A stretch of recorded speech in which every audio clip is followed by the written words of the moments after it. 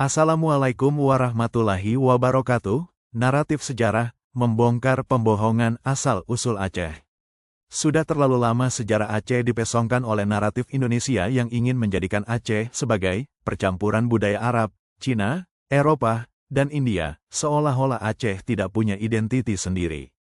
Ini adalah pembohongan besar yang bertujuan menghapuskan jati diri Aceh sebagai bangsa merdeka yang sudah lama wujud jauh sebelum Indonesia lahir.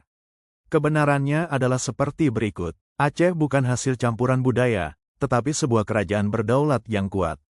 Aceh sudah berdiri sebagai sultanate Islam yang berdaulat sejak abad ke-15, lengkap dengan undang-undang, Qonun Mekuta Alam, sistem pendidikan, mata uang sendiri, serta hubungan diplomatik dengan Empire Ottoman, Kesultanan Mughal, Kesultanan Uthmaniyah, dan Kesultanan Maroko.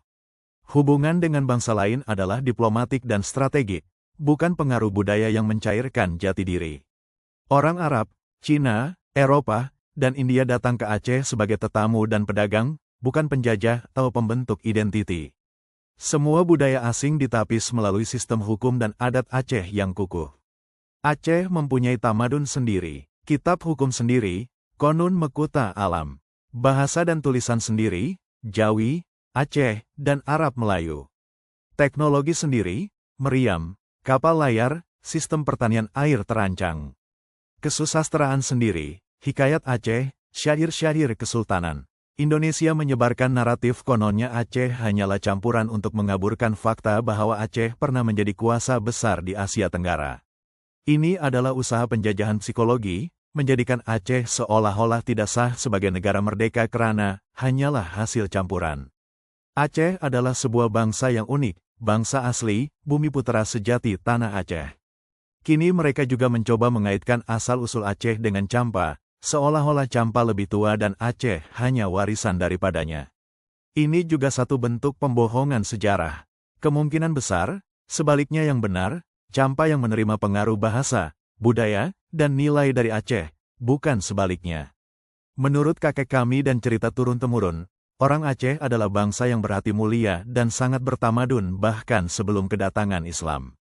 Aceh telah memiliki struktur sosial yang teratur, hukum adat yang kuat, dan sistem kehidupan yang terhormat. Sebelum Islam datang, Aceh telah mengamalkan penghormatan kepada para leluhur. Inilah asal-usul upacara adat seperti Handuri Tujoh, Handuri Dua Sen Tujoh, Handuri 100, dan Handuri Jirat setahun sekali untuk mereka yang telah meninggal dunia. Aceh adalah salah satu bangsa pertama di Asia yang menghormati kematian dengan cara yang mulia, termasuk menuliskan nama lengkap dan sebenar seseorang di batu nisan mereka, bukan sekadar tanda tanpa identiti. Ini yang dinamakan batu Aceh. Aceh juga memiliki pelbagai bentuk adat yang unik dan luhur seperti Handuri Laut, Handuri Tulak Bala, Handuri Belang, Handuri Uten, adat Penganjo, dan adat Pesijuek. Semua ini adalah warisan asli budaya Aceh yang telah wujud sebelum kedatangan Islam. Ketika Islam masuk ke tanah Aceh, para ulama tidak melarang budaya ini, sebaliknya memperhalus dan menyelaraskannya dengan nilai-nilai Islam. Inilah bukti bahwa Islam dan adat Aceh saling menguatkan, bukan saling menafikan. Jadi, jangan sesekali mencipta naratif pembodohan ala Jawa Indonesia yang menyamakan semua budaya di bawah satu nama palsu Indonesia ciptaan penjajah Belanda dan Inggris yang menyembah berhala Hindu burung Garuda, yang memadamkan jati diri bangsa lain. Mereka yang mencoba menghancurkan naratif sejarah Aceh adalah antek-antek penjajah dari Jawa, para penjilat yang menyembah berhala Garuda dan mengkhianati tanah air demi kuasa dan kedudukan.